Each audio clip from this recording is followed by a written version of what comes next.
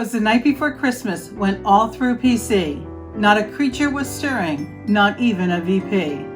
The stockings were hung, but the administrative assistants would care in hopes that St. Nicholas would soon be there. The students were nestled all snug at their desks, while visions of sugar plums danced in their head. And Ma in her kerchief and I in my cap had just settled our brains for a long winter's nap. When out on the lawn there arose such a clatter, I sprang from my bed to see what was the matter. Away to the window I flew like a flash, tore open the shutters, and threw up the sash. The moon on the breast of the new fallen snow gave a luster of midday to the objects below. When what to my wondering eye did appear but a miniature sleigh and 8 tiny reindeer. With a little old driver so lively and quick, I knew in a moment it must be Saint Nick. More rapid than eagles his courses they came, and he whistled and he shouted and called them by name. Now Dasher, now Dancer, now Prancer and Vixen. On Comet, on Cupid, on Donner and Blitzen. To the top of the porch, to the top of the wall. Now dash away, dash away, dash away all. As leaves that before the wild hurricane fly, when they meet with an obstacle, mount to the sky.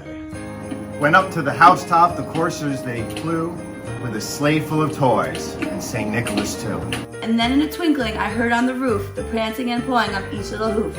As I drew in my head and was turning around, through the man-trap doors, St. Nicholas came with a bound.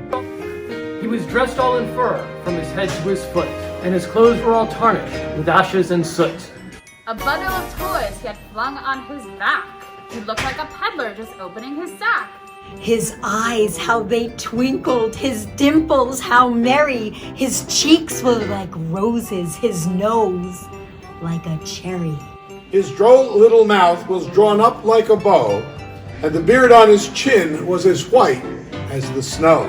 The stump of a pipe he held tight in his teeth, and the smoke it encircled his head like a wreath. He was chubby and plump, a mite jolly old elf, and I laughed when I saw him, in spite of myself. A wink of his eye and a twist of his head soon gave me to know I had nothing to dread.